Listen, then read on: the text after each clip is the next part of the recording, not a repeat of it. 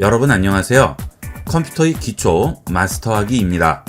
이번 시간은 윈도우의 기본인 폴더와 파일 생성 및 복사, 이름 바꾸기, 휴지통 사용법을 알아보겠습니다.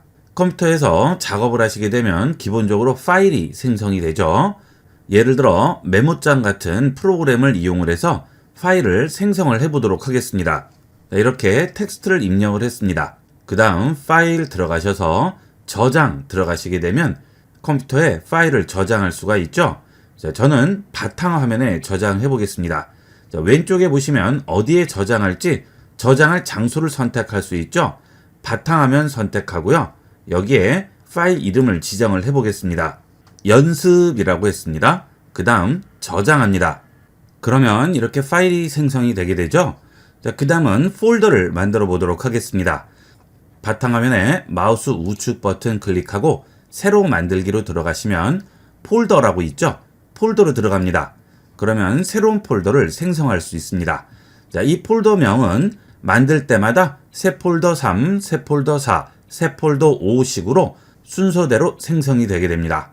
그 다음 폴더 위에 마우스를 얹고 기다리시면 만든 날짜와 시간을 확인할 수 있고요.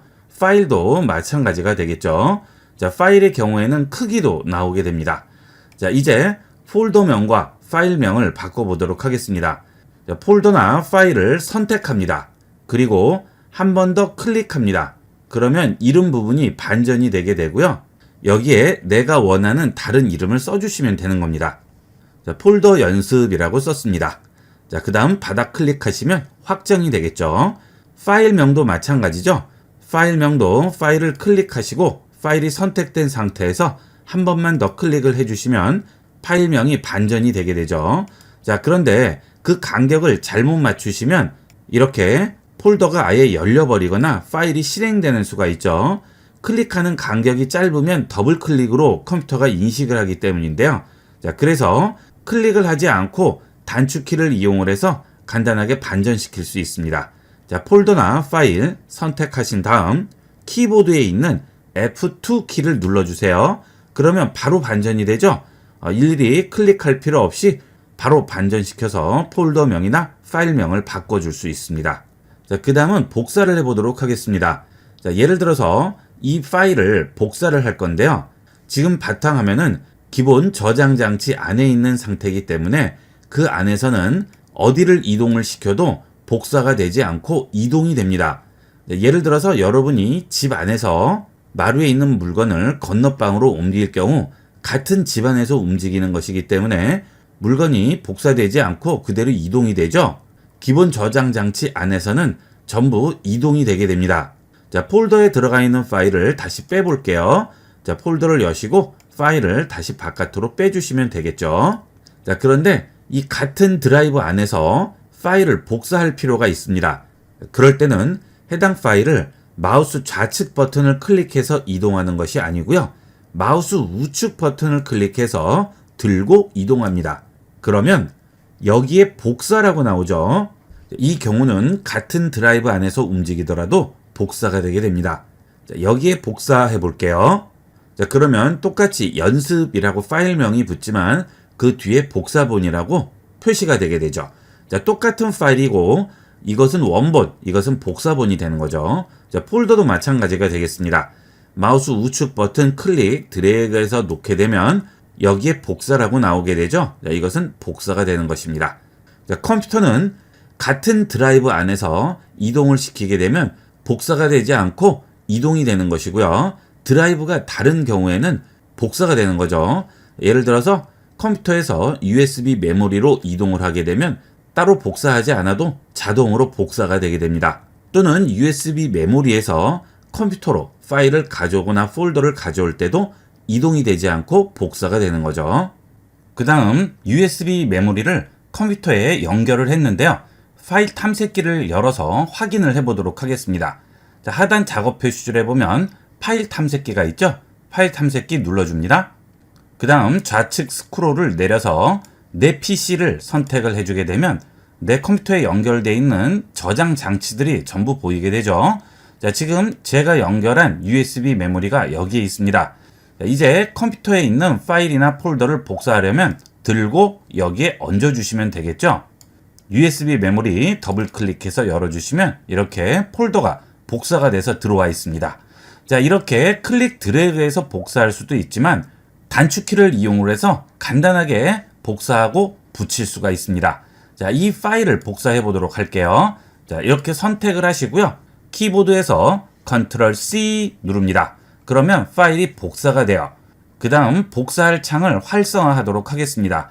지금 여기 상단에 보시면 아무 변화가 없죠. 그런데 이 창을 클릭을 하게 되면 파란색으로 바뀌게 되죠. 자, 이제 지금 이 창이 활성화가 된 겁니다. 그러면 여기에 컨트롤 V로 금방 복사한 파일을 붙여 넣을 수가 있죠. 자, 이렇게 간단하게 단축키를 이용을 해서도 복사하고 붙여 넣을 수 있습니다. 이 컨트롤 C, 컨트롤 V는 컴퓨터의 모든 프로그램에 동일하게 적용이 됩니다. 파일 폴더뿐만이 아니고요. 작업을 할 때 문자를 복사하고 붙일 수도 있고요. 이미지를 복사하고 붙일 수도 있습니다. 꼭 기억해 두셔야 할 기본 단축키가 되겠습니다. 자, 그 다음은 파일을 버려보도록 하겠습니다. 자, 이 파일을 버릴 경우 클릭 드래그해서 휴지통에 넣어주시게 되면 파일을 버릴 수가 있습니다. 이렇게 버릴 때 일일이 클릭해서 들고 휴지통에 버리지 않으셔도 파일을 선택만 한 상태에서 키보드에 있는 딜리트 키를 누르시게 되면 버리겠냐고 물어보고요. 엔터 치게 되면 휴지통에 버려지게 됩니다. 자, 이렇게 해서 파일을 버릴 수 있는데 이 상태도 아직은 완전히 버린 상태가 아니죠. 지금 이 상태는 여러분이 집안에 있는 휴지통에다가 필요 없는 문서 같은 것을 버린 경우에요. 자, 지금 휴지통에 문서가 들어가 있더라도 그 휴지통은 우리 집 안에 있죠. 완전히 버리려면 어떻게 해야 되죠?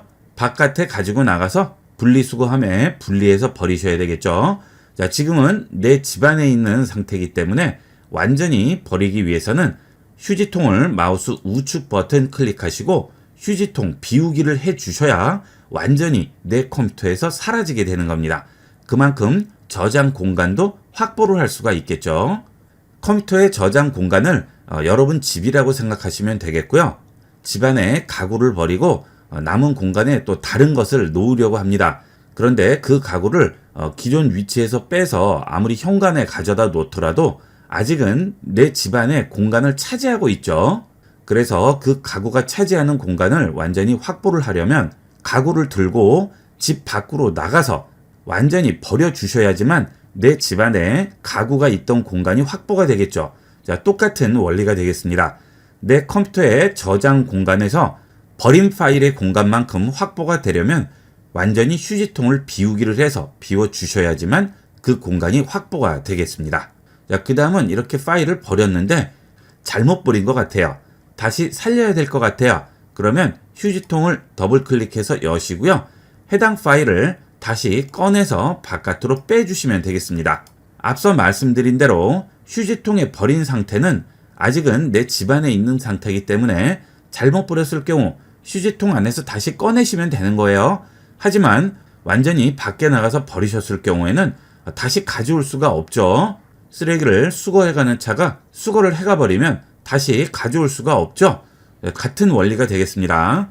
그래서 휴지통에 버린 상태에서는 언제든지 복구를 시킬 수 있지만 휴지통에 마우스 우측 버튼 클릭하시고 휴지통 비우기를 하게 되면 다시 복구할 수 없습니다. 컴퓨터의 가장 기본인 폴더와 파일 생성, 복사하고 이름을 바꾸고 휴지통 사용하는 방법에 대해서 알아봤습니다. 컴퓨터의 기초 마스터입니다. 이번 시간은 텍스트를 입력을 할 때 한영 전환하는 방법과 여러 가지 언어 및 특수 문자 입력하는 방법을 알아보겠습니다. 일단 텍스트를 입력하기 위해서 윈도우에 기본 설치되어 있는 메모장을 열어보도록 하겠습니다. 텍스트 입력 시에 한영 전환을 할 때 키보드에 어떤 키를 누르시죠? 한영 키 누르시죠? 자, 키보드에서 한영 키를 누르시게 되면 아래쪽에 있는 작업 표시줄에 한글과 영어로 입력 모드가 바뀌게 됩니다. 자, 그래서 한글로 바꾼 상태에서 입력을 하게 되면 이렇게 한글이 들어가게 되고요. 그 다음 또 키보드의 한영 키를 누르신 다음 A로 바뀌게 되면 그 다음은 영어로 입력이 되게 되죠. 자, 기존의 윈도우 10까지는 이런 방식을 이용을 했었는데요. 윈도우 11부터는 여러 가지 언어를 설치할 수 있게 되면서 그 옆에 언어 변환기가 하나 더 생겼습니다. 자, 여기를 눌러보시게 되면 지금 현재 제 컴퓨터에는 한국어와 영어만 설치가 되어 있기 때문에 한영만 전환을 하게 됩니다. 이 경우에는 윈도우 키와 스페이스바를 동시에 눌러서 언어 전환을 해주게 됩니다. 자, 윈도우 스페이스 눌러주시면 ENG 영어로 바뀌죠. 다시 윈도우 스페이스 누르면 한이라고 바뀌죠. 윈도우 11 쓰시는 분들 중에 가끔 한영 키를 눌러서 한글 상태로 전환을 했는데도 계속 이렇게 영어만 들어간다고 하시는 분들 계신데요. 그때는 여기서 언어 선택이 어떤 것으로 되어 있는지 확인을 해주도록 하세요. 영어 상태에서는 아무리 키보드의 한영 키를 눌러도 한글 입력을 할 수가 없습니다. 언어를 영어로 선택하면 영어만 입력이 가능하고요. 윈도우와 스페이스를 눌러서 언어를 한글로 선택을 했을 때는 한영 키를 누르게 되면 한글과 영어 동시에 입력이 가능합니다. 이렇게 해서 한글과 영어를 입력을 할 수 있고요. 자, 그 다음 그 옆에 언어 입력 부분을 보시면 추가 키보드 설정이라고 있죠. 자, 지금 한국어와 영어만 설치되어 있는데 저는 일본어, 중국어 또는 그 외에 다른 나라 언어를 이용하려고 합니다. 자, 그럴 때는 추가 키보드 설정 누릅니다. 그리고 기본 설정 언어에서 언어를 추가해 주세요. 그러면 입력할 수 있는 다양한 언어들이 나오죠. 여기서 원하는 언어를 선택해 주시면 되겠습니다. 자, 예를 들어 독일어를 설치를 해볼까요? 자, 독일어의 경우에는 텍스트 입력이 가능하고요. 텍스트를 음성으로 변환하는 것이 가능합니다. 그 다음에 음성 인식도 가능하고 필기체 입력도 가능합니다. 각 언어마다 지원되는 기능들을 옆에 표시를 해주고 있어요. 자, 그 다음 버튼 누르시면 인터넷에 연결이 돼 있을 경우 해당 언어를 다운을 받아서 내 컴퓨터에 설치를 해주게 되겠죠. 자, 다 설치가 되게 되면 여기에 해당 언어가 하나 더 들어가게 됩니다. 그러면 아래쪽에 있는 작업 표시줄에 있는 언어 표시 선택에서도 독일어가 하나 더 나오게 되겠죠. 자, 그러면 윈도우와 스페이스를 동시에 눌러서 한국어, 영어, 독일어를 변환하면서 이용을 할 수 있습니다. 여러 가지 언어를 이용하셔야 될 경우에는 이런 식으로 설치해서 이용하시면 되겠습니다. 그 다음은 특수 문자나 기호, 이모티콘들을 입력하는 방법을 보도록 하겠습니다. 첫 번째 방법은 한자 키를 이용하는 방법인데요. 키보드에 있는 한글의 모든 자음에는 각각 특수 문자들이 할당이 되어 있습니다. 자, 기억을 입력을 해볼게요. 자, 그 다음 키보드에서 한자 키 누릅니다. 그러면 할당된 여러 가지 특수 문자들이 나오게 되죠. 자, 이때 일일이 내려서 보기 귀찮으실 경우에는 키보드에서 탭 키를 눌러서 펼쳐서 확인할 수 있습니다. 자, 그러면 한눈에 들어오게 되니까 좀 더 선택이 편리하게 되겠죠? 입력을 해볼까요? 한 번만 클릭해 주시면 바로 입력이 되죠. 자, 이런 식으로 각 자음에 할당되어 있는 특수 문자들을 입력을 할 수 있습니다. 여러 가지 다양한 특수 문자들 입력할 수 있으니까 확인을 해보도록 하세요. 자주 쓰는 특수 문자들은 미리 해당하는 자음을 기억을 해두시면 나중에 입력을 하실 때 일일이 찾지 않아도 좀 더 편리하게 이용을 할 수 있겠죠. 자, 그 다음은 문자표를 이용해서 찾는 방법이 되겠습니다. 작업 표시줄에 있는 검색 버튼 누르시고요. 여기에 문자표라고 입력을 합니다. 그러면 이렇게 문자표가 나오게 됩니다. 저는 여러분들을 보여드리기 위해서 화면을 확대했기 때문에 우측에 스크롤이 나오지 않는데요. 여러분은 우측에 스크롤이 나오게 될 겁니다. 그러면 보이지 않는 아래쪽까지 좀 더 여러 가지 특수 문자들을 확인할 수 있습니다. 자, 이렇게 문자표를 이용할 경우에는 바로 입력을 할 수는 없고요. 복사해서 붙이는 방법으로 입력을 하게 됩니다. 자, 예를 들어서 이런 문자를 입력할 거예요. 자, 그러면 더블 클릭하시면 아래쪽으로 들어가게 되죠. 자, 이것을 복사한 다음에 원하는 곳에 컨트롤 V로 붙여주시면 되겠죠. 자, 이렇게 문자표를 이용할 경우에는 앞서 한자 키를 이용했을 때보다는 좀 더 다양한 특수 문자들을 입력할 수 있습니다. 자, 이런 우물라우트 같은 독일어에 사용되는 표시라든지 발음 기호라든지 좀 더 다양한 특수 문자들을 입력을 할 수 있겠죠. 이 문자표의 경우는 상단에 있는 글꼴을 누르시면 글꼴에 따라서 특수 문자들이 달라지게 됩니다. 자주 쓰는 특수 문자들은 미리 찾아두셨다가 복사를 해두시고 필요할 때마다 복사해서 이용하시면 좀 더 편리하겠죠. 그 다음 세 번째는 이모티콘, 카오모지, 기호 입력이 되겠습니다. 이 경우는 키보드에 윈도우 키와 마침표 키를 동시에 누릅니다. 그러면 이렇게 이모티콘, 카오모지를 입력할 수 있는 창이 나오게 되죠. 제일 앞쪽에 있는 것은 최근 사용한 것이고요. 그 옆에 버튼을 누르시면 모든 이모티콘들을 확인할 수 있습니다. 눌러보시면 다양한 이모티콘들이 나오죠. 이런 것들 그대로 이용할 수 있어요. 클릭만 하면 들어가게 되죠. 그 다음 그 옆에도 또 여러 가지가 있죠. 해당 카테고리별로 다양한 이모티콘들이 있으니까 필요하실 때 골라서 이용을 하시면 되겠습니다. 다시 화살표 누르고요. 그 다음은 카오모지죠. 카오모지 누르시면 이런 여러 가지 카오모지들이 나오죠. 텍스트로 원하는 모양을 표시를 하는 거죠. 이런 것들 전부 이용할 수 있고요. 그 옆에 보시면 뭐 기쁠 때라든지 인사할 때, 슬플 때 여러 가지 나오니까 그때그때 활용을 하시면 되겠습니다. 그 다음은 기호나 부호 같은 것들을 이용을 할 수가 있습니다. 여러 가지 많이 있죠. 통화 기호, 라틴 기호 여기서 찾아서 이용을 하시면 되겠어요. 그 다음은 여기서 GIF 애니메이션도 이용할 수 있습니다. GIF 눌러보면 다양한 GIF 애니메이션들 나오죠. 가끔 카카오톡 같은 SNS 이용하시다 보면 상황에 맞는 아주 적절한 보통 짤이라고 부르죠. 그런 것들을 올리시는 분들 계신데 전부 여기서 이용을 하실 수 있습니다. 물론 이것은 이런 문서 입력 프로그램에는 이용을 할 수 없고요. PC용 카카오톡 같은 곳에서 이용을 하시면 되겠죠. 컴퓨터에 기본으로 설치되어 있는 앱의 2% 부족한 부분 때문에 항상 따로 설치해서 이용하는 앱들이 있는데요. 이번 시간은 꼭 설치해야 하는 압축 프로그램, 사진 뷰어 프로그램, 그리고 영상 보는 프로그램을 알아보겠습니다. 우선 압축 프로그램부터 보도록 하겠습니다. 윈도우에는 기본적인 압축 프로그램이 설치가 되어 있죠.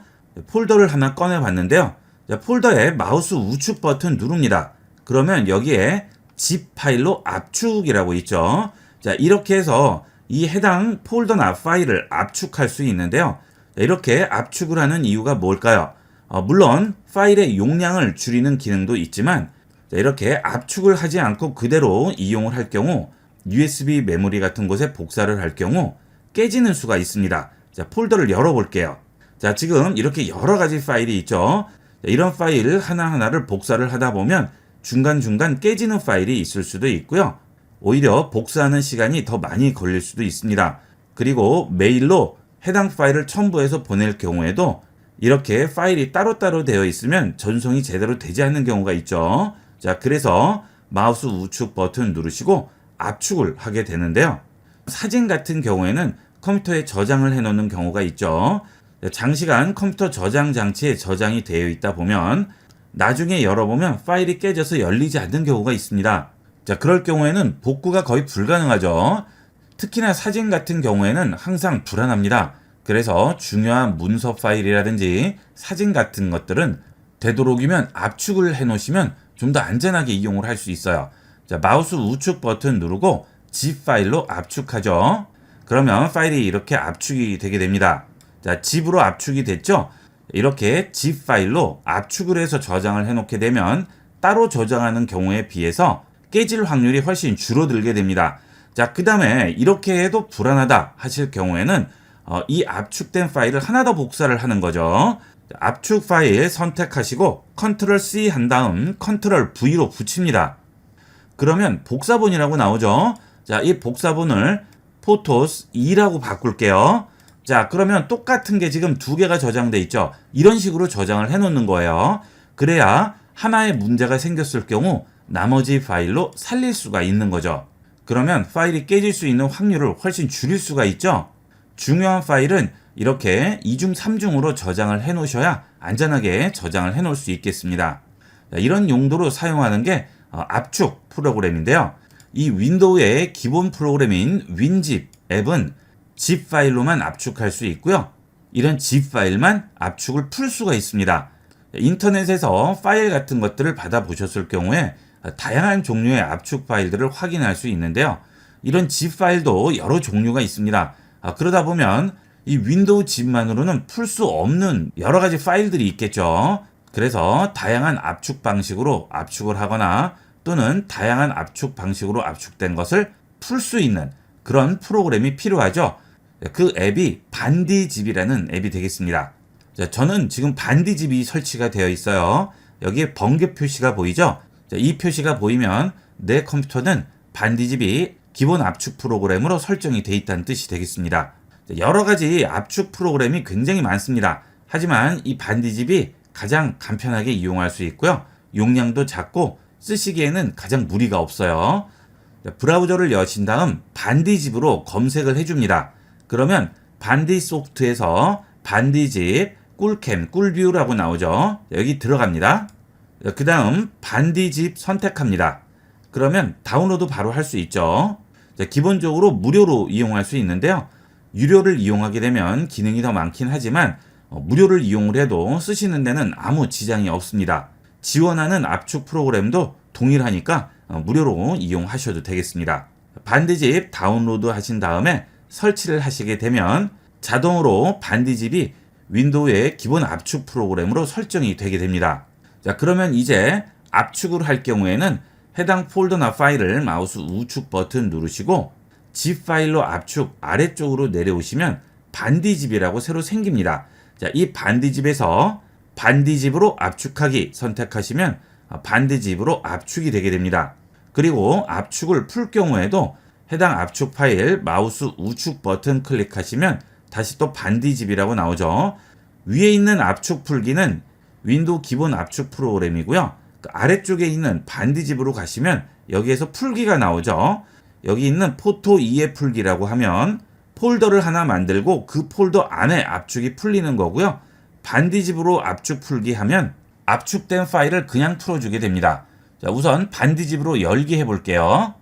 그러면 반디집이 실행이 되면서 지금 압축되어 있는 파일들이 보이게 되죠. 자, 이 반디집의 장점은 압축되어 있는 파일 중에 8번 파일만 필요해요. 자, 그 경우 이 파일 하나 때문에 압축을 다 풀어야 되는데 그럴 필요 없이 이 파일을 들고 그대로 바깥으로 빼시면 됩니다. 그러면 마치 폴더에서 파일 빼듯이 그대로 빠져나와요. 원래 파일은 압축된 상태 그대로 남아있죠. 자, 그러면 압축을 따로 풀 필요 없이 해당 파일만 바깥으로 빼줄 수가 있는 겁니다. 자, 이런 게 장점이 되겠고요. 자, 그 다음 여기에 추가해서 하나 더 압축해야 돼요. 자, 그럴 때는 그 파일을 다시 넣어주시면 됩니다. 그러면 그 파일이 포함돼서 압축이 되게 되겠죠. 이런 부분에서 굉장히 유연하게 사용할 수 있는 게 이 반디집이 되겠습니다. 그 다음 압축을 할 수 있는 것도 이렇게 여러 가지 방법으로 압축을 할 수 있습니다. 이렇게 압축된 것들 전부 이 반디집에서 풀 수 있고요. 그 다음 압축을 할 때도 이 방식대로 전부 압축을 할 수 있는 거죠. 자, 이 반디집 하나 설치해 주시면 압축에 대해서는 앞으로 걱정하지 않으셔도 되겠습니다. 자, 그 다음은 사진 보는 프로그램인데요. 똑같이 반디 소프트로 들어오시면 꿀뷰라고 있죠. 자, 꿀뷰로 들어갑니다. 이 꿀뷰는 이미지 뷰어인데요. 여러분이 컴퓨터에서 이미지를 확인을 하실 경우 다양한 형태의 이미지를 확인하시게 되는데요. 그런 이미지들을 윈도우에 있는 기본 사진 앱으로는 열 수 없는 경우도 있죠. 사진은 거의 JPG나 TIFF 정도만 열 수 있는데 이 꿀뷰를 이용을 하게 되면 거의 대다수의 이미지를 전부 열어볼 수가 있습니다. 그리고 이것도 또 무료가 되겠어요. 슬라이드 쇼도 있고 이런 식으로 다음 사진, 전 사진 이렇게 넘어갈 수가 있죠. 그 다음에 회전도 가능하고요. 확대 축소도 가능합니다. 여러 가지 사진을 한 번에 확인하셔야 할 경우에는 꿀뷰를 이용을 하면 아주 편리하게 이용을 할 수 있어요. 그리고 OS와 시스템을 가리지 않고 전부 이용할 수 있고 용량이 작아서 시스템에 무리를 주지 않습니다. 그래서 이미지 확인 같은 거 많이 하시는 분들, 사진 많이 찍으시는 분들은 이 꿀뷰를 꼭 하나 설치를 해주도록 하세요. 그 다음은 영상을 플레이할 수 있는 미디어 플레이어인데요. 윈도우에는 기본적으로 미디어 플레이어가 설치되어 있죠. 자, 그래서 영상을 더블 클릭하시게 되면 이렇게 미디어 플레이어가 실행이 되면서 영상을 확인을 할 수 있는데요. 그런데 윈도우에 기본 설치되어 있는 미디어 플레이어를 이용할 경우 기본적으로 AVI 파일을 기준으로 플레이를 하기 때문에 다양한 여러 가지 영상 파일들을 다 플레이할 수가 없습니다. 특히 스마트폰에서 영상 파일을 가져왔을 경우 플레이가 되지 않는 경우가 있죠.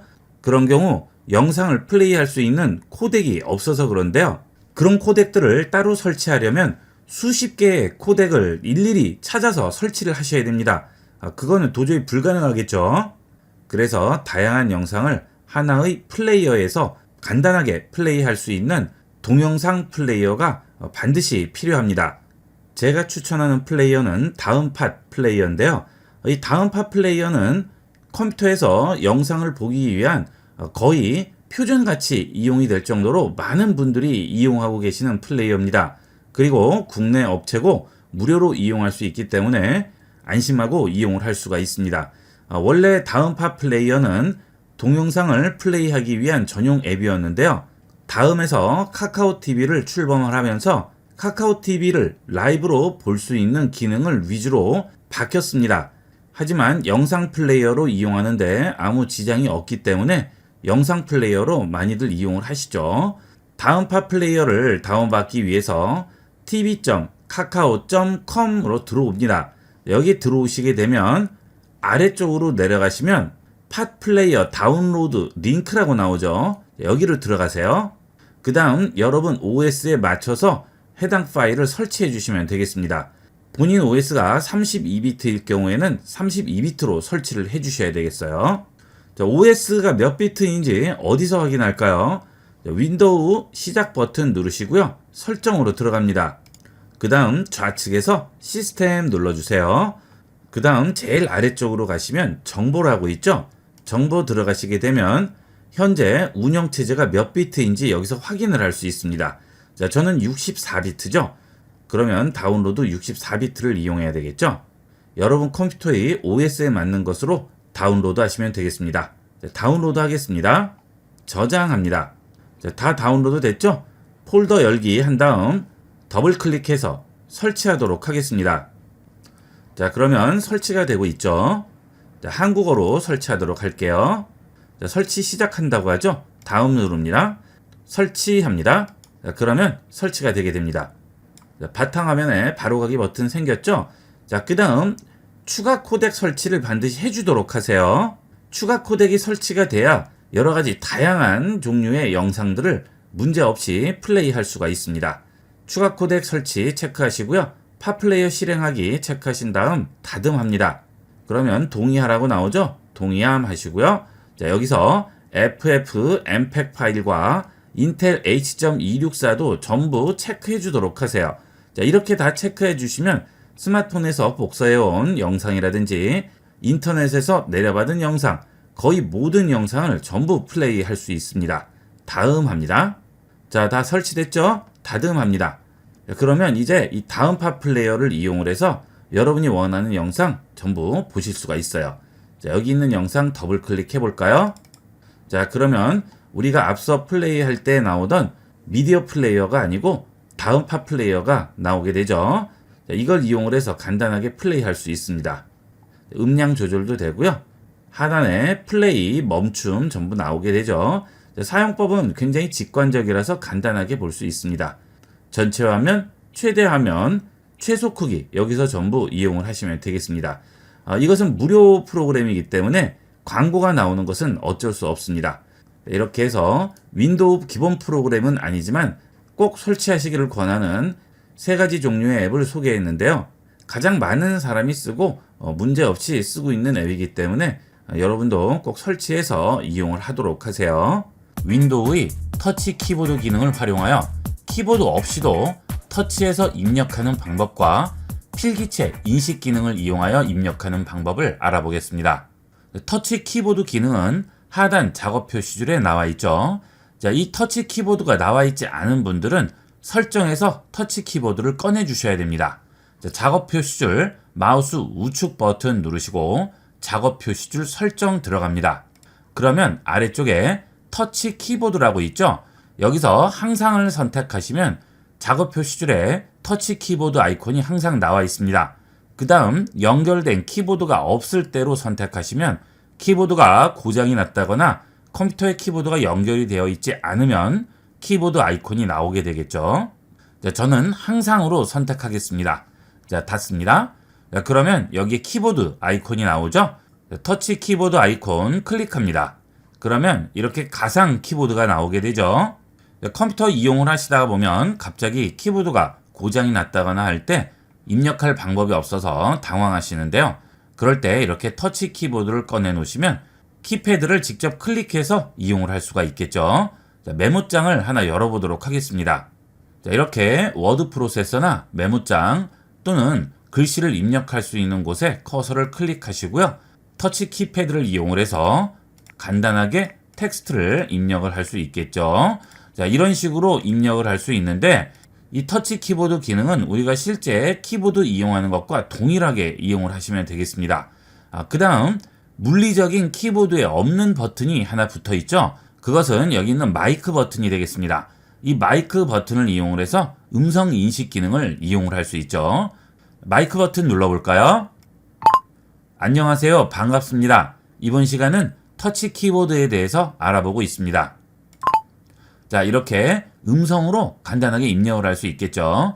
자, 이것은 물리적인 키보드에 없는 기능이죠. 그 다음은 영어로 입력을 해야 돼요. 자, 그 경우는 이렇게 한글로 되어 있는 상태에서는 입력이 되지 않습니다. 영어 입력은 여기 있는 한글을 영어로 바꿔주셔야 됩니다. 자, 마우스 클릭하신 다음 영어로 바꿉니다. 그리고 영어로 말을 해볼까요? Hello, how are you? Nice to meet you. Have a nice day. 자, 이렇게 영어로 들어가게 되겠죠? 자, 이렇게 영어 입력 상태에서는 한국어를 인식 못하겠죠? 언어에 따라서 이 부분을 바꿔주셔야 되겠습니다. 자, 다시 키보드 상태로 돌아가 볼게요. 좌측 하단에 키보드 버튼 누르시면 다시 터치 키보드로 돌아오게 되겠죠. 자, 여기서 윈도우 키 누르면 실제 키보드에서 윈도우 키 누른 거와 동일한 기능이 적용이 되겠죠. 자, 이런 식으로 터치 키보드를 이용을 할 수 있고요. 그 다음은 단축키를 이용하는 경우인데요. 물리적인 키보드는 손가락으로 2개, 3개의 단축키를 동시에 누를 수 있지만 터치 키보드의 경우에는 마우스로 클릭을 하기 때문에 동시에 누를 수 없죠. 자, 그렇게 여러 개의 키를 동시에 눌러야 하는 단축키는 일단 기본 기능 키를 눌러줍니다. 그러면 컨트롤 C 하게 되면 복사죠. 컨트롤 V는 붙여넣기죠. 자, 이렇게 표시가 나오게 됩니다. 컨트롤을 클릭한 상태에서 키패드에 보이는 글씨에 해당하는 기능을 선택하시면 돼요. 모두 선택 A를 눌러볼게요. 자, 그러면 모두 선택이 되겠죠. 자, 그 다음에 복사할까요? 다시 컨트롤 누르고요. 복사합니다. 그러면 위쪽에 복사된 내용이 나오죠. 자, 그 다음 엔터 입력하시고 다시 컨트롤 누르고 붙여넣기 하면 이렇게 복사한 것을 붙여넣을 수 있습니다. 물리적인 키보드의 기능 그대로 전부 이용을 할 수 있어요. 자, 그 다음은 터치 키보드의 또 하나의 장점 중에 하나는 필기체 인식이 되겠습니다. 좌측 상단에 톱니바퀴 설정을 눌러주세요. 자, 그러면 자판 배열이라고 있죠. 자, 그 아래에 보면 필기 입력이라고 있습니다. 필기 입력해 볼게요. 자, 그러면 모양이 바뀌었어요. 자, 이 빈 공간에 글씨를 직접 필기로 입력을 하면 그 필기체를 인식해서 텍스트로 변환을 해줍니다. 자, 입력을 한번 해볼까요? 자, 이렇게 오늘은 터치 키보드라고 썼어요. 그 다음 이어서 써볼까요? 기능을 그 다음 다시 들어갔죠? 알아보겠습니다 라고 하겠습니다. 자, 이렇게 글씨를 전부 입력을 했습니다. 자, 그 다음 여기를 보시게 되면 오늘은 하고 띄어쓰기를 해야 되는데 붙어 있죠. 자, 그때는 여기 있는 화살표를 눌러줍니다. 자, 그리고 띄어쓰기 할 자리에 터치해서 이렇게 입력을 해주게 되면 띄어쓰기가 되죠. 자, 그 다음 또 옆으로 옮길게요. 터치 키보드라고 써야 되는데 모로라고 되어 있죠. 자, 이런 경우에는 그냥 그 위에 덮어서 써주시면 됩니다. 자, 보드라고 썼습니다. 자, 그러면 보드라고 바뀌었네요. 자, 그 다음 기능을 알아보겠습니다인데 제가 너무 이상하게 썼어요. 자, 이걸 지워보도록 하겠습니다. 자, 이렇게 클릭해서 쭉 드래그 해주면 지워지죠. 자, 그리고 중간을 띄워볼까요? 이렇게 띄워쓰기 합니다. 자, 한 칸 더 띄워야 되겠죠? 두 자가 들어가야 되니까 한 칸 더 띄우고요. 자, 그 다음은 R하고 떨어져 있죠? 자, 이런 것들은 이런 식으로 이어주면 붙어지게 됩니다. 자, 여기도 또 붙여볼까요? 이렇게 붙입니다. 그 다음 여기다가 보겠습니다라고 써볼게요. 자, 이렇게 키보드 없이 필기체 입력으로도 얼마든지 활용을 할 수가 있고요.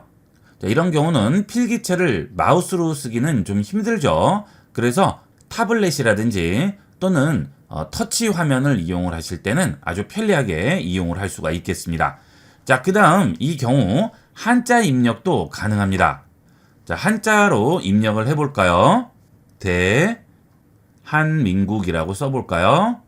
자, 이렇게 한자를 이용을 해서 대한민국이라고 써보도록 하겠습니다. 민국이죠? 자, 이렇게 국이라고 씁니다. 자, 이렇게 한자를 입력을 할 경우에는 약자는 인식하지 못하고요. 정자만 인식하게 됩니다. 대한민국이라고 들어가죠? 한자는 아주 잘 인식을 해요. 어느 정도 흘렸어도 거의 다 인식을 하게 됩니다.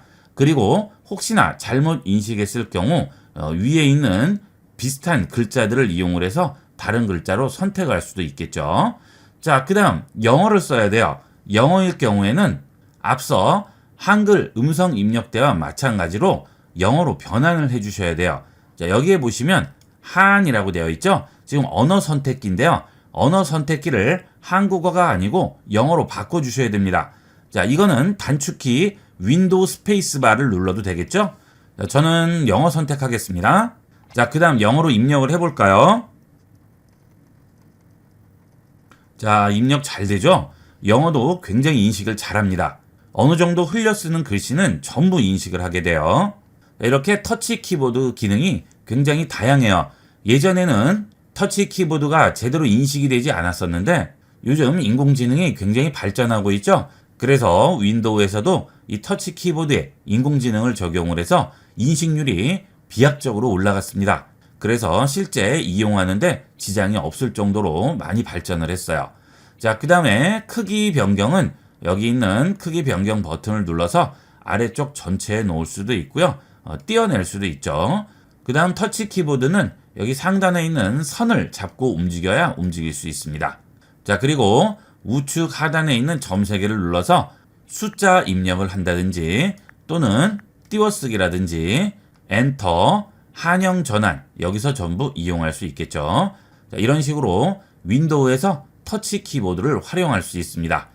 텍스트 입력할 때 직접 타이핑하지 마시고요. 이런 터치 키보드 기능을 이용해서 다양하게 활용해 보도록 하세요. 컴퓨터 활용 기초 마스터입니다. 윈도우에는 기본으로 제공되는 다양한 편의 앱들이 있죠. 이번 시간은 가장 많이 이용하는 계산기, 시계, 메모장 앱을 알아보겠습니다. 윈도우 시작 버튼 누릅니다. 계산기 실행합니다. 이 계산기 앱에는 계산하는 기능 외에도 다양한 기능들을 제공을 하게 되는데요.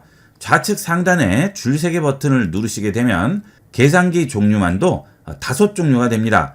표준 계산기, 공학용, 그래프, 프로그래머, 날짜 계산 계산기 5종류를 제공하고요. 그 다음 변환기도 제공하죠. 환율이라든지 부피 길이, 무게, 에너지 면적 시간, 압력, 각도까지 이런 다양한 변환기도 제공을 하게 됩니다. 이런 관련된 작업을 하실 경우에 대다수 기능들은 전부 이 계산기를 통해서 할 수가 있어요. 표준 계산기의 경우에는 키보드에 있는 숫자 패드와 연동이 됩니다. 그래서 키보드에 있는 숫자 패드를 누르시게 되면 계산기에도 그대로 적용이 돼서 우리가 이용하는 물리적인 계산기와 동일하게 이용을 할 수 있죠. 이렇게 키보드에 키패드를 터치하게 되면 계산기에도 그대로 적용이 되고요. 덧셈과 뺄셈의 경우에는 여기 있는 키패드에 플러스와 마이너스를 이용할 수 있고요. 나누기는 여기 있는 슬래시를 이용하시면 되고, 곱셈은 여기 있는 별 표시를 이용하시면 되겠습니다. 곱하기 5 하게 되면 이렇게 계산기에도 그대로 나오게 되고요. 는 표시는 여기 있는 엔터를 이용하시면 되겠습니다. 그러면 매번 계산한 내용들은 우측에 나오게 되겠죠. 우리가 실제 이용하는 계산기보다 훨씬 편리하게 활용할 수가 있습니다. 그 다음 이렇게 입력을 하고 지울 경우에는 여기 있는 백스페이스를 이용을 해서 지워주시면 되겠고요. 계산기에 보시면 하얀색 부분이 있죠. 자, 이 부분들이 키패드를 이용하는 부분이고요. 그 외에 루트 표시라든지 제곱, 퍼센트 이런 것들은 계산기를 직접 이용하셔야 되겠습니다. 자, 필요 없으면 여기 있는 휴지통 누르시면 기록들을 전부 없앨 수가 있죠. 윈도우 기본 프로그램 중에 계산기가 실생활에 가장 유용하게 쓰일 수 있는 기능이 되겠습니다. 그 다음은 공학용이죠. 공학용 계산기 이용도 할 수 있고요. 그리고 그래프도 이용할 수 있습니다.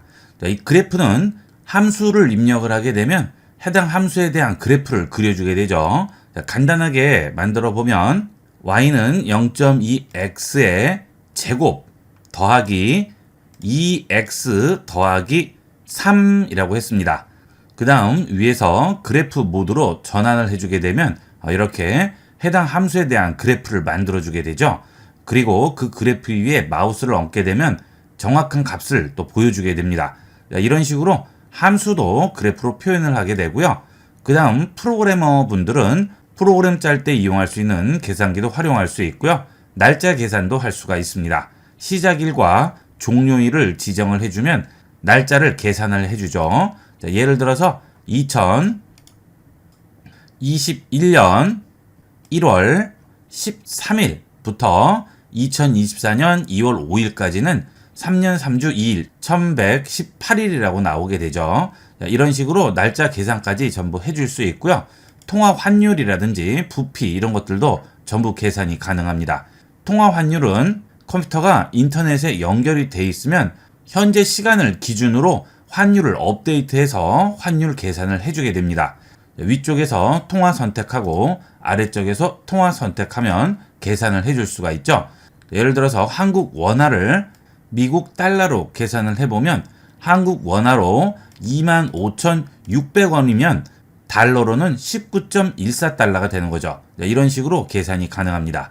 그 다음 부피라든지 또는 무게, 길이, 온도, 에너지, 면적, 시간 전부 계산이 가능합니다. 거의 모든 계산을 이 계산기 하나로 다 해줄 수가 있어요. 그 다음은 시계 기능이죠. 윈도우 시작 버튼 누르시고 시계 누르시면 시간에 관련된 여러 가지 작업들을 할 수 있습니다. 좌측에 보시면 5가지 메뉴가 나오는데요. 집중 세션의 경우에는 여러분이 컴퓨터로 뭔가 작업을 하거나 일을 할 때 집중할 수 있는 세션을 생성을 할 수가 있습니다. 예를 들어서 1시간 정도 작업을 해야 돼요. 그러면 시간을 올려서 50분으로 잡아줍니다. 그러면 중간에 1회 휴식을 지정을 할 수가 있죠. 휴식을 건너뛸 수도 있습니다. 1회 휴식을 지정하게 되면 50분을 반으로 나눠서 중간에 휴식을 한번 넣어주게 되겠죠. 집중 세션 시작해 보겠습니다. 그러면 22분 동안 뭔가 일을 하고 5분을 휴식하고 다시 나머지 시간을 집중해서 일을 하게 되겠죠. 이런 식으로 타이머와 알림을 컴퓨터에서 설정을 해주게 됩니다. 자, 그 다음 멈춥니다. 그리고 다시 초기화합니다. 자, 그 다음 시간을 더 많이 늘리시게 되면 우측에 일별 목표라고 나오게 되죠. 집중 세션 시작을 하게 되면 그날 집중한 시간들이 총 합산돼서 우측에 일일 진행률로 나오게 됩니다. 매번 작업을 할 경우 이런 식으로 이용을 하시면 매일 어느 정도의 작업을 했는지 여러분들이 확인을 할 수가 있겠죠. 매일 일정 작업을 하시는 분들은 이런 식으로 이용을 하시면 많은 도움을 받을 수가 있겠습니다. 그 다음은 타이머가 있죠. 타이머는 1분, 3분, 5분, 10분 기본 타이머가 있고요. 여기서 플레이를 하게 되면 1분 뒤에 알림이 울리게 되겠죠. 이렇게 타이머 설정을 할 수 있는데 이런 타이머는 플러스를 눌러서 내가 원하는 타이머를 설정을 할 수 있습니다. 그러면 해당 타이머가 또 여기에 나오게 되겠죠. 자, 그 다음은 알람이 있죠. 알람은 지금 현재 없는데요. 플러스를 눌러서 시간과 알람, 요일 반복, 알람 소리, 알람을 울린 다음 다시 몇 분 뒤에 다시 울릴지 여기서 설정을 해주시면 되겠습니다. 예를 들어 알람 반복을 누르시고 월, 화, 수, 목, 금으로 선택을 하시고 오전 7시로 선택을 하고 저장을 해주시게 되면 해당 시간이 되면 월, 화, 수, 목, 금 5일 동안은 계속 알람이 같은 시간에 울리게 되겠죠. 자, 그 다음은 스톱워치가 있죠. 여러분 일반적인 스톱워치나 동일한 기능이 되겠습니다. 그리고 세개의 시간의 경우에는 세 개 각국의 시간을 한 번에 확인할 수 있는데요. 이때는 내 컴퓨터 자체적인 시간으로 계산이 되는 게 아니고요. 인터넷을 통해서 정확한 시간으로 보정이 되기 때문에 오히려 일반 시계보다 더 정확하다고 볼 수가 있겠습니다. 자, 이렇게 해서 시계 기능도 이용할 수가 있겠죠. 그 다음 아래쪽에 있는 플러스 버튼을 누르시고 위치를 여기에 입력을 하시면 되겠죠. 자, 위치를 뉴욕으로 지정을 해볼까요? 자, 뉴욕 썼습니다. 자, 미국 NY 뉴욕이라고 바로 나오죠. 자, 선택하고 추가합니다. 그러면 뉴욕 시간이 나오게 되겠습니다. 자, 이렇게 정확한 전 세계의 시간을 확인할 수 있어요. 자, 그 다음은 컴퓨터를 이용하시면 반드시 쓰게 되는 문서 작업을 위한 앱이 있죠. 메모장이 되겠습니다. 윈도우 시작 버튼 누르시고 메모장 실행합니다. 메모장은 윈도우에서 기본 제공하는 문서 프로그램이죠. 여러 가지 기능은 제공하지 않지만 간단하게 텍스트를 입력하는 문서 작업을 할 때는 편리하게 이용을 할 수 있습니다. 텍스트를 입력을 해볼까요? 텍스트를 입력을 했습니다. 그 다음 상단에 있는 편집 버튼을 누르시고 글꼴로 들어가셔서 기본적인 글꼴과 스타일, 크기를 지정을 할 수 있습니다. 자, 다시 뒤로 돌아갈게요. 자, 다른 워드 프로세서와는 다르게 이런 기본 기능만 제공을 하고 있기 때문에 다양하게 문서를 편집할 수는 없죠. 기본적으로 텍스트만 입력하는 위주가 되겠습니다. 자, 이렇게 텍스트를 입력을 한 다음 저장을 하실 때 파일로 들어가셔서 저장으로 들어갑니다. 그러면 워드 프로세서 같은 경우에는 자체적인 확장자가 있지만 이 메모장은 기본적으로 txt로 저장이 되게 됩니다. 이 txt 문서 파일은 전 세계 문서의 표준 확장자죠. 그래서 txt로 된 문서는 어떤 기기든 가리지 않고 전부 열어볼 수 있습니다. 심지어는 브라우저에서도 열어볼 수가 있죠. 자, 그래서 이 문서 프로그램에서 기본적인 텍스트 입력을 한 다음 여러분이 주로 작업하시는 워드 프로세서에서 가져오기나 오픈으로 열어주시면 이 텍스트가 그대로 들어오게 되고요. 또는 전체를 선택하신 다음 컨트롤 C로 복사하셔서 원하는 곳에 붙여서 이용을 하시게 되겠습니다. 간단하게 메모 같은 거 할 때는 무거운 워드 프로세서 열지 마시고 이 메모장을 이용해서 간편하게 작성을 할 수 있겠죠. 자, 그 다음 예전에는 이 메모장을 여러 개를 동시에 열어놓고 이용할 수 없었지만 윈도우가 업데이트 되면서 메모장에 있는 탭 우측에 플러스를 누르시면 새로운 메모장을 만들고 그 메모장을 끌어다가 바깥으로 빼시게 되면 메모장을 동시에 2개, 3개 이렇게 열어놓고 이용을 할 수 있겠습니다. 그 다음은 저장을 하실 때 파일에서 저장 들어가신 다음 아래쪽에서 인코딩이 무엇으로 저장되는지를 확인하도록 하세요. UTF-8로 저장을 해야지만 플랫폼과 기기를 가리지 않고 동일하게 열어볼 수 있습니다. 가끔 TXT 문서 파일을 열어볼 때 깨져서 나오는 경우가 있는데요. 그때는 이 인코딩 방식이 달라서 그렇습니다.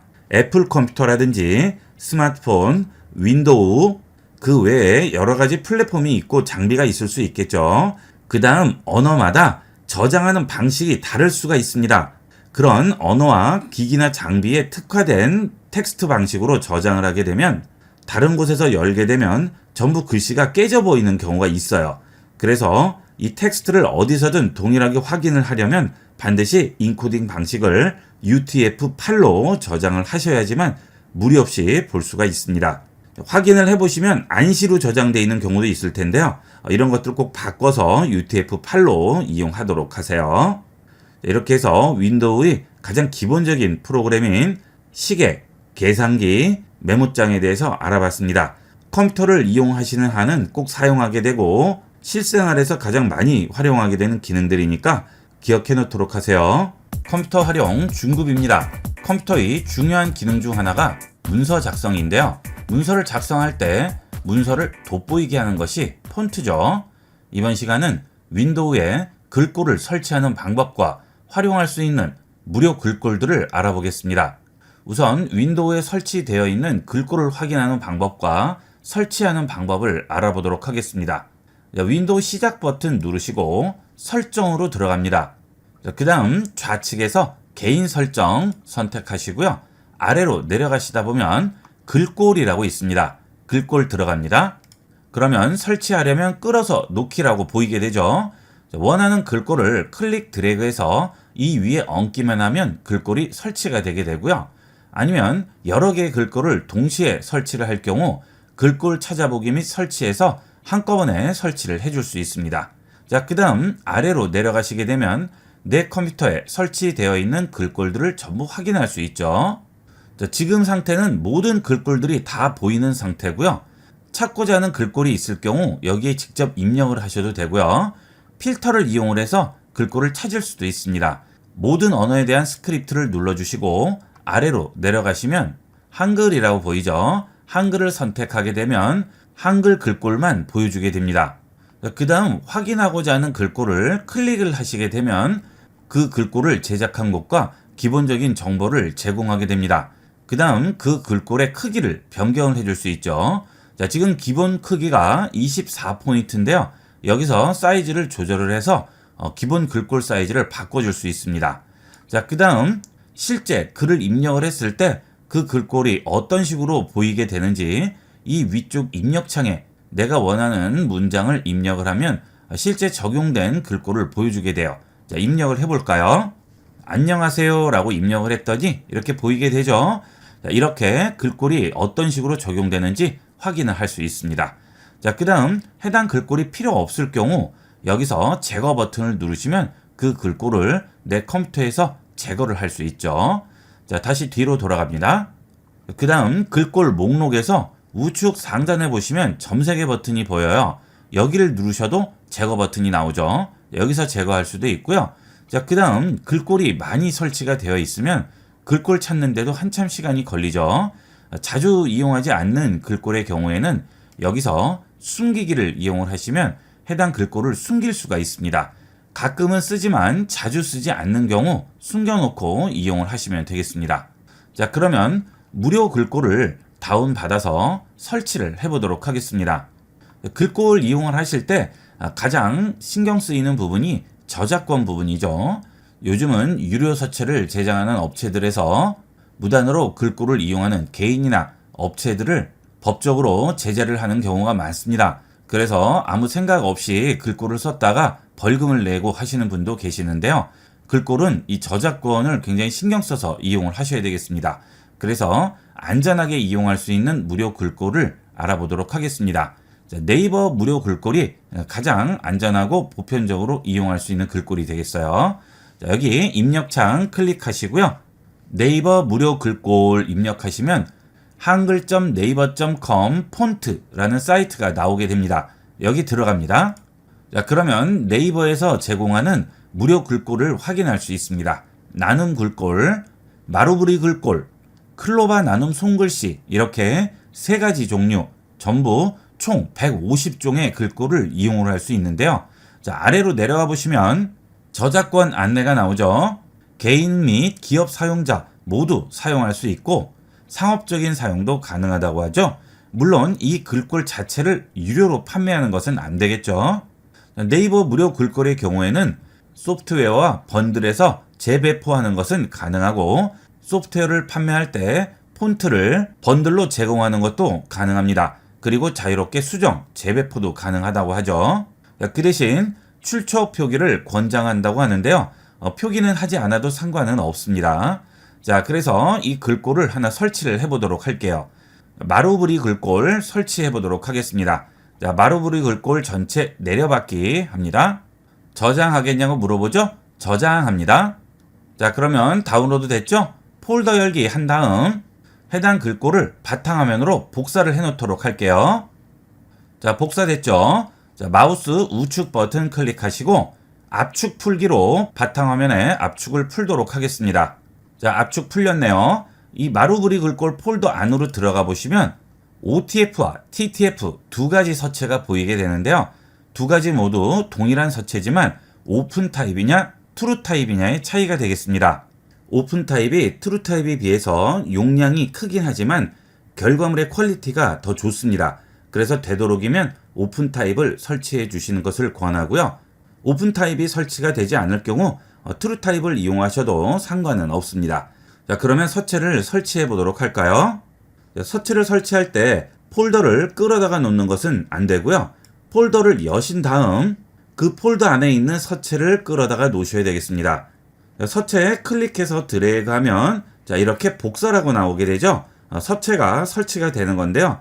이 경우 여러 개의 서체는 동시에 선택해서 한 번에 끌어다 놓으셔도 되겠습니다. 이렇게 서체를 끌어다 놓고 설치를 할 수도 있고요. 여기 있는 찾아보기 및 설치 버튼을 누르신 다음 해당 서체를 동시에 선택해서 글꼴 선택을 눌러서 설치를 할 수도 있겠죠. 자, 편리한 대로 설치하시면 되겠습니다. 이렇게 설치를 한 다음 아래쪽으로 내려갑니다. 그러면 마루브리 OTF라고 있죠. 이 마루브리 클릭합니다. 그러면 서체 샘플이 보이게 되죠. 자, 이 경우도 위에 입력을 해서 실제 어떤 식으로 보이는지 확인을 해보도록 하겠습니다. 자, 텍스트 입력을 했는데요. 이런 식으로 보이게 되죠. 자, 이렇게 해서 서체가 설치되게 되면 이제 워드 프로세서나 또는 컴퓨터에서 텍스트를 입력할 때 이 서체를 그대로 활용할 수 있습니다. MS 워드를 실행을 했는데요. 자, 여기에 텍스트를 입력을 해볼게요. 자, 텍스트 입력을 했죠? 이렇게 긁은 다음 상단에 서체를 선택을 하시게 되면 여기에 마루브리라고 나오게 되죠. 가는 채, 아주 가는 채, 굵은 채, 중간 채 이렇게 나오게 됩니다. 자, 여기서 선택을 해주시게 되면 해당 서체로 적용이 되겠죠. 자, 이렇게 서체를 설치해서 이용을 하시면 되겠습니다. 자, 그 다음은 요즘은 많은 기업체에서 사회공헌과 홍보 목적으로 무료 글꼴을 제작해서 배포하는 경우가 많이 있습니다. 그런데 그런 글꼴들을 어디서 배포하는지 알 수가 없죠. 그래서 그런 무료 배포되는 글꼴만 모아놓는 사이트가 있습니다. nunnu.cc라는 사이트는 기업체나 공공기관들에서 무료로 제작해서 배포하는 폰트들을 확인할 수 있습니다. 보시면 지자체 같은 곳에서도 전부 제작을 해서 배포하고 있고요. 학교라든지 기업체, 병원 같은 곳에서도 전부 서체를 무료로 제공하고 있죠. 자, KT에서도 제공을 하고 있네요. 여기를 한번 들어가 볼게요. 자, 그러면 서체 샘플들이 보이게 되고요. 그 아래에 내려가 보면 라이센스가 나오게 되죠. 개인 및 기업 사용자, 모든 사용자에게 무료 제공하고 폰트 사용자에 의한 재배포 또한 가능하다고 하죠. 당연히 무료로 배포되는 폰트들을 유료로 판매하는 것은 안 되겠죠. 자, 그리고 이 경우는 폰트 파일의 수정도 되지가 않습니다. 자, 그 다음 인쇄 웹 영상 임베딩 패키지, 상업적 목적 전부 가능하죠. 하지만 CI나 BI 용도로는 사용이 금지됩니다. 자, 이런 것들을 꼭 확인을 해 주셔야 돼요. 자, 그 다음 라이센스 요약표를 보시면 사용 범위가 쭉 나오고 있죠. 이렇게 확인을 하시면 되겠습니다. 자, 일반적인 사용 목적으로는 문제될 것이 전혀 없죠. 자, 이런 기업체 폰트들 이용을 해서 무료로 이용을 하시면 유료 폰트 이용할 필요 없이 얼마든지 퀄리티 있는 폰트들을 사용할 수가 있습니다. 자, 그 다음 다운받기 위해서 다운로드 페이지로 이동합니다. 다운로드 페이지에 왔죠. 자, 여기서 다운로드 버튼을 눌러서 다운로드 한 다음 앞서 본 네이버 폰트와 동일한 방식으로 설치를 해서 이용을 하시면 되겠습니다. 예전에는 디자인상 꼭 필요한 게 이 폰트인데 유료 폰트 비용 때문에 마음대로 사용을 할 수 없어서 고민이 많았는데 이제는 이런 식으로 무료 폰트들이 많이 제공돼 있고 상업적으로도 이용할 수 있기 때문에 얼마든지 좀 더 퀄리티 있는 문서 작업이 가능하게 됐습니다. 윈도우에서 제공하는 무료 폰트만 이용하지 마시고요. 이런 무료 폰트들을 이용을 해서 다양하게 활용을 해보도록 하세요. 컴퓨터의 기초, 마스터입니다. 컴퓨터를 이용하시다 보면 내 컴퓨터의 사양을 알아야 하는 경우가 있는데요. 이번 시간은 내 컴퓨터 사양을 확인하는 방법을 알아보겠습니다. 컴퓨터 사양을 알아보기 위해서 하단 작업 표시줄에 있는 윈도우 시작 버튼 누릅니다. 그리고 설정으로 들어갑니다. 그 다음 좌측 메뉴에서 시스템 선택합니다. 그러면 아래쪽에 정보라고 나오죠. 정보로 들어갑니다. 그러면 내 컴퓨터의 기본적인 사양을 확인할 수 있습니다. 자, 일단 프로세서를 확인할 수 있죠. 내 컴퓨터의 중앙 처리 장치 CPU가 어떤 종류인지 확인할 수 있습니다. 그리고 내 컴퓨터에 설치되어 있는 메모리 용량도 확인을 할 수가 있죠. 그 다음은 내 컴퓨터의 운영체제가 64비트인지 32비트인지 확인을 할 수 있습니다. 자, 가끔 프로그램들을 보면 64비트를 지원하는 프로그램이 있고 32비트를 지원하는 프로그램이 있습니다. 64비트 전용 프로그램은 32비트에 설치를 할 수가 없기 때문에 프로그램 설치하기 전에 그 프로그램이 몇 비트를 지원을 하는지 확인을 하시고 거기에 맞도록 설치해 주셔야 되겠습니다. 자, 여러분 운영체제가 64비트일 경우에는 32비트, 64비트 프로그램 다 상관없이 이용할 수 있겠죠. 하지만 여러분 운영체제가 32비트를 지원하는 운영체제일 경우에는 설치할 수 있는 프로그램도 32비트만 설치가 가능합니다. 그 다음 윈도우 사양도 확인할 수 있죠. 자, 그리고 아래로 내려가시게 되면 제품 키 및 활성화라고 있는데요. 여기를 들어가시게 되면 현재 여러분 윈도우가 정식으로 활성화된 상태인지 확인을 할 수 있습니다. 저는 지금 활성 상태죠. 정식으로 제품 키를 등록을 하고 활성화된 상태인데요. 만약 비활성 상태로 되어 있을 경우에는 정품 인증이 되어 있지 않은 상태이기 때문에 바탕화면을 내 마음대로 바꾼다든지 또는 시간 설정을 제대로 할 수 없다든지 그런 문제가 생길 수가 있겠죠. 되도록이면 윈도우 프로그램은 정품을 이용을 해서 사용을 하도록 하세요. 그 다음은 여러분 컴퓨터의 연결 상태를 확인하는 방법을 보도록 하겠습니다. 컴퓨터는 기본적으로 와이파이와 블루투스, 네트워크를 연결할 수가 있죠. 자, 네트워크는 인터넷을 연결을 해서 웹에 접속을 할 때 이용을 하게 되겠죠. 자, 네트워크 및 인터넷 들어가 보면 현재 인터넷에 어떤 방식으로 연결되어 있는지 확인할 수 있습니다. 자, 여기에 보면 이더넷이라고 나오죠. 이더넷으로 연결된 것은 랜 케이블로 연결된 상태고요. 자, 만약 이더넷이 아니고 와이파이로 연결되어 있다는 표시가 나오면 와이파이로 연결된 상태라고 생각하시면 되겠습니다. 자, 지금 여기 와이파이로 연결되어 있다고 나오죠. 자, 이 상태는 와이파이로 연결된 상태죠. 그리고 와이파이의 경우에는 어떤 공유기에 연결이 되어 있는지 공유기 명도 여기에 나오게 됩니다. 보통 노트북 같은 경우에는 와이파이와 블루투스가 기본 장착이 되어 있지만 데스크탑은 장착되어 있지 않은 경우도 있죠. 네, 여러분 데스크탑에서 와이파이나 블루투스가 연결이 되는지 확인을 하기 위해서는 여기서 확인을 해주시면 되겠습니다. 자, 가끔 공유기와 거리가 멀어서 데스크탑에 인터넷 연결을 하려고 하는데 연결을 할 수 없는 경우가 있습니다. 자, 그럴 때는 와이파이로 연결을 해야 되는데 여러분 컴퓨터에 와이파이 장치가 장착되어 있지 않을 경우에는 인터넷에 연결을 할 수가 없죠. 자, 그럴 경우에는 와이파이 카드를 설치를 해주시면 데스크탑도 와이파이를 이용할 수가 있겠죠. 자, 보통 무선 랜 카드라고 하죠. 자, 이런 무선 랜 카드를 여러분 컴퓨터에 USB 단자에 꽂게 되면 일반 데스크탑도 와이파이를 이용해서 인터넷에 연결을 할 수가 있습니다. 이렇게 연결했을 때 장점은 랜 케이블이 닿지 않는 공유기와 떨어진 곳에도 전부 인터넷에 연결을 할 수가 있겠죠. 보통 노트북은 전부 제공을 하는데 데스크탑은 제공을 하지 않으니까 필요하신 분은 저런 장비를 구입해서 이용을 하시면 되겠습니다. 이더넷과 와이파이의 전환은 다른 거 할 필요 없이 컴퓨터에 꽂아주기만 하면 자동 연결이 되게 됩니다. 자, 그 다음은 내 컴퓨터에 대한 좀 더 자세한 내용을 알고자 할 때는 하단 작업 표시줄에 있는 윈도우 시작 버튼, 마우스 우측 버튼 클릭합니다. 그리고 장치 관리자로 들어가세요. 그러면 여러분 컴퓨터에 설치되어 있는 다양한 장치들을 확인할 수 있습니다. 자, 블루투스의 경우에는 블루투스가 연결이 되는지 여기서 확인을 할 수가 있죠.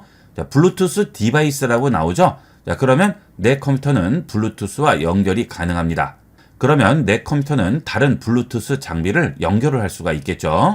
자, 그 다음은 와이파이가 연결이 되는지 확인을 할 경우에는 네트워크 어댑터를 눌러주시면 블루투스 디바이스, 와이파이 둘 다 뜨고 있죠.